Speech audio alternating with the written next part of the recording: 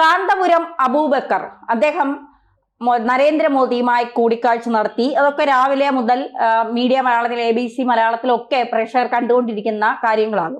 സത്യത്തിൽ വലിയ രീതിയിലുള്ള ഒരു ഞെട്ടലാണ് പലർക്കും ഈ ഒരു കൂടിക്കാഴ്ചയിലൂടെ ഉണ്ടായത് എന്നുള്ളതാണ്. പ്രത്യേകിച്ച് BJP എന്ന് പറയുമ്പോൾ BJP ഹിന്ദുക്കൾക്ക് വേണ്ടി മാത്രം പ്രവർത്തിക്കുന്ന പാർട്ടിയാണ്. ഹിന്ദു രാഷ്ട്രം ഉണ്ടാക്കാനായി ശ്രമിക്കുന്ന പാർട്ടിയാണ്. വർഗീയത പറയുന്ന പാർട്ടിയാണ്. ന്യൂനപക്ഷങ്ങളെ ചേർത്ത് പിടിക്കുന്നില്ല, ഭൂരിപക്ഷത്തെ മാത്രം ചേർത്ത് പിടിക്കുന്ന ഒരു പാർട്ടിയാണ് BJP എന്നൊക്കെയുള്ള ഒരു വലിയ തെറ്റായ സന്ദേശം സമൂഹത്തിലേക്ക് എത്തിക്കാൻ പലരും ശ്രമിക്കുന്നുണ്ട് എന്നുള്ളതാണ്. പക്ഷേ ഈ ശ്രമിക്കുന്ന പലരും പറയുന്നത് വർഗീയതയാണ്. നമുക്കറിയാം, ഇപ്പൊ തദ്ദേശ സ്വയംഭരണ തെരഞ്ഞെടുപ്പിൽ UDF ജയിച്ചപ്പോൾ VD സതീശൻ പറഞ്ഞത് എന്താണ്? VD സതീശൻ പറഞ്ഞത് ന്യൂനപക്ഷങ്ങളൊപ്പമുണ്ട്, ഞങ്ങൾ ന്യൂനപക്ഷങ്ങൾക്കൊപ്പമുണ്ട്, ന്യൂനപക്ഷങ്ങൾ ഞങ്ങൾക്കൊപ്പമാണ്. ഭൂരിപക്ഷം എന്ന് പറയുന്ന ഹിന്ദുക്കൾ, അവർ പറഞ്ഞാലും പറഞ്ഞില്ലെങ്കിലും ഞങ്ങൾക്ക് അവർ വോട്ട് ചെയ്യൂ. ആ ഭൂരിപക്ഷത്തെ ഞങ്ങൾ വകവയ്ക്കുന്നു പോലുമില്ല. അവരെങ്ങനെ വേണോ പൊക്കോട്ടെ, അത് ഞങ്ങളുടെ വിഷയമേ അല്ല. ഞങ്ങളോടൊപ്പം ന്യൂനപക്ഷം ഉണ്ടാകണം, ന്യൂനപക്ഷം ഉണ്ടായാൽ മാത്രമേ നമുക്ക് നിലനിൽപ്പുള്ളൂ. ആ രീതിയിലാണ് സതീശൻ പറഞ്ഞത്, ഇപ്പോഴും പറയുന്നത്. പ്രത്യേകിച്ച് ജമാഅത്തെ ഇസ്ലാമിയൊക്കെ കൂടെ നിർത്തിക്കൊണ്ടുള്ള സതീശന്റെ നിലപാട്. SDP-ക്ക് 5ഓളം സീറ്റുകൾ നൽകാമെന്ന് കോൺഗ്രസ് പറയുന്നു.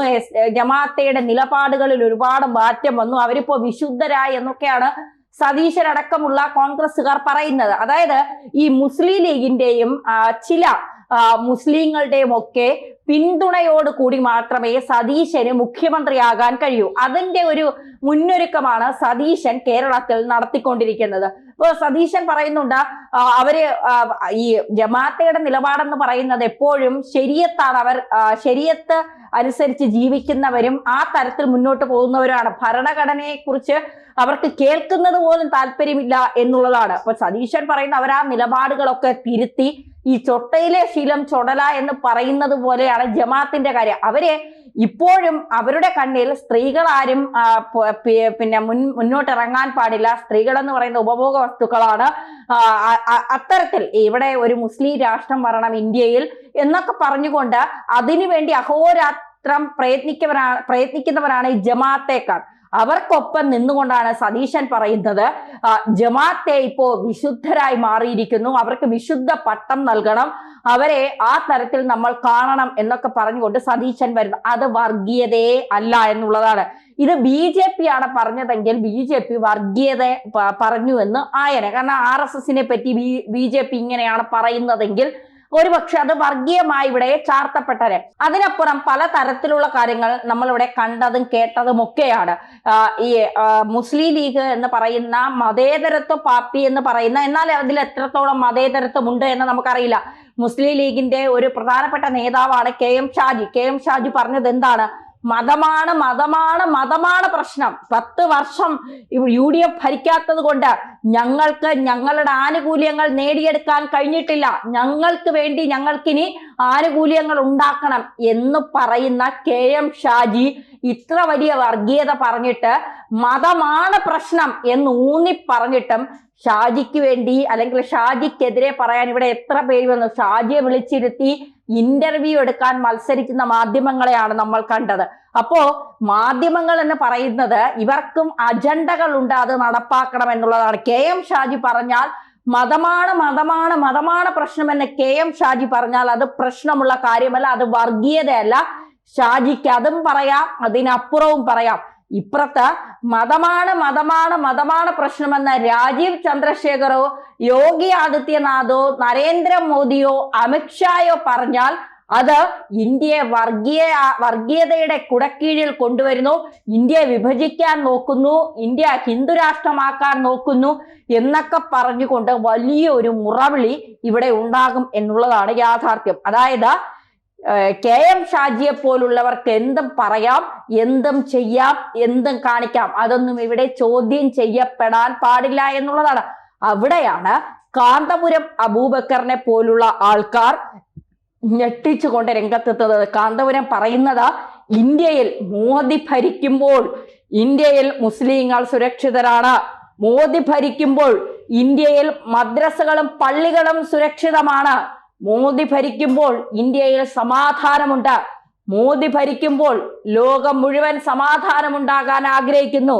മോദിക്ക് വേണ്ടി ലോകം മുഴുവൻ കൈയടിക്കുന്നു. മോദി പോകുന്നിടത്തെല്ലാം സമാധാനമുണ്ടാകും. പറയുന്നത് ഒരു മതപണ്ഡിതനാണ് എന്നുള്ളതാണ് നമ്മൾ ഓർക്കേണ്ടത്. അതും ഒരു മുസ്ലിം മതപണ്ഡിതൻ. നിമിഷപ്രിയയുമായി ബന്ധപ്പെട്ടുള്ള കാര്യങ്ങൾ സംസാരിക്കാനാണ് കാന്തപുരം പോയത് എന്ന് പറയുന്നുണ്ടെങ്കിലും മർക്കസ് സുവർണ ജൂബിലിയുമായി ബന്ധപ്പെട്ട് നരേന്ദ്രമോദിയെ ക്ഷണിക്കാനാണ് എന്നാണ് മനസ്സിലാക്കാൻ സാധിക്കുന്നത്. എന്തായാലും അതിന് നരേന്ദ്രമോദി വരുമോ എന്നുള്ളതാണ് ഏറ്റവും പ്രധാനപ്പെട്ട കാര്യം എന്ന് പറയുന്നത്. എന്തായാലും കാന്തപുരത്തിന്റെ നിലപാട് വരുന്ന നിയമസഭാ തിരഞ്ഞെടുപ്പിൽ BJPയെ സംബന്ധിച്ചിടത്തോളം BJPക്ക് വലിയ നേട്ടമുണ്ടാക്കും എന്നുള്ള കാര്യത്തിൽ സംശയം വേണ്ട. നമ്മള് BJP എന്നോ ഇപ്പോ ഒരു പിണറായി സർക്കാർ വരണ്ട എന്ന് പറഞ്ഞിരുന്ന നിരവധി ആളുകൾ ഇപ്പോൾ പറയുന്നുണ്ട് മൂന്നാമതും പിണറായി സർക്കാർ തന്നെ അധികാരത്തിൽ വരണം. കോൺഗ്രസ് അധികാരത്തിൽ വന്നാൽ കേരളത്തിന്റെ പതനം അവിടെ നിന്ന് തുടങ്ങും. കാരണം മുസ്ലിം ലീഗിന് വേണ്ടിയും അല്ലെങ്കിൽ ആ വിഭാഗത്തിന് വേണ്ടി ഇപ്പൊ SDP വേണ്ടി ജമാഅത്തേക്ക് വേണ്ടിയും ഒക്കെ വാരിക്കോരി കോൺഗ്രസ് നൽകും. അവിടെ ഒരുപക്ഷെ വലിയ രീതിയിലുള്ള അക്രമങ്ങൾ കേരളത്തിൽ ഉണ്ടാകാൻ സാധ്യതയുണ്ട്. അതുകൊണ്ട് കോൺഗ്രസിനെ ഒരു കാരണവശാലും കോൺഗ്രസ് ജയിക്കണ്ട എന്ന നിലപാടെടുക്കുന്ന നിരവധി ആളുകളുണ്ട്. കേരളത്തിൽ നിന്ന് ആരെ പുറത്താക്കണമെന്ന് ചോദിക്കുമ്പോൾ VD സതീശനെ കേരളത്തിൽ നിന്ന് അടിച്ചോടിക്കണം എന്ന് പറയുന്ന അമ്മമാരുണ്ട്. ഇവിടെ ഒരു പ്രതിപക്ഷമുണ്ടോ എന്ന് ചോദിക്കുമ്പോൾ ഇല്ല. കേരളത്തിൽ ഒരു പ്രതിപക്ഷം എന്ന് പറയുന്നത് BJP ആണ്. കുറച്ചെങ്കിലും എന്തെങ്കിലും പ്രശ്നമുണ്ടാവുമ്പോൾ ജനങ്ങൾക്ക് വേണ്ടി വാദിക്കുന്ന ഒരു പാർട്ടി എന്ന് പറയുന്നത് BJP ആണ്.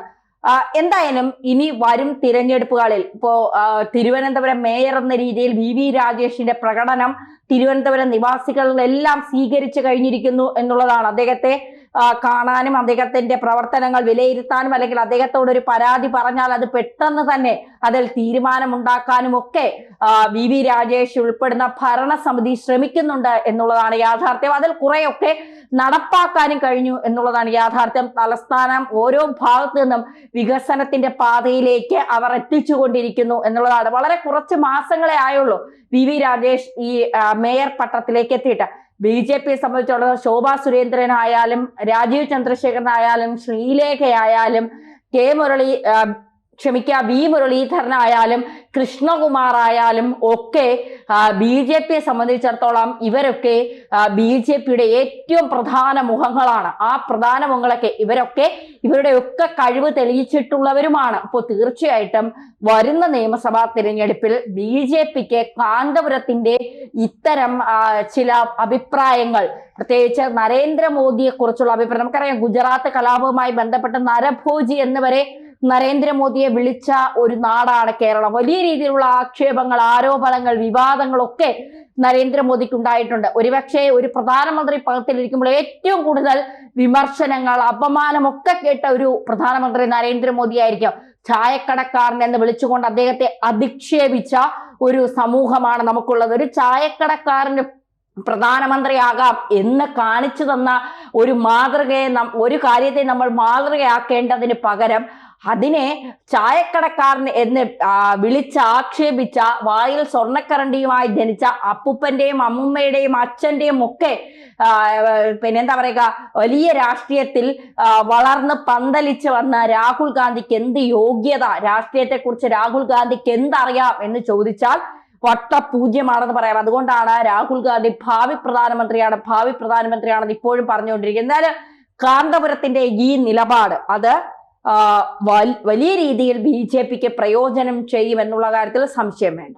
കൂടുതൽ വാർത്തകളും വിശേഷങ്ങളും നിങ്ങളിലേക്ക് എത്താൻ ABC മലയാളം സബ്സ്ക്രൈബ് ചെയ്യുക, ബെൽ ബട്ടണും അമർത്തുക.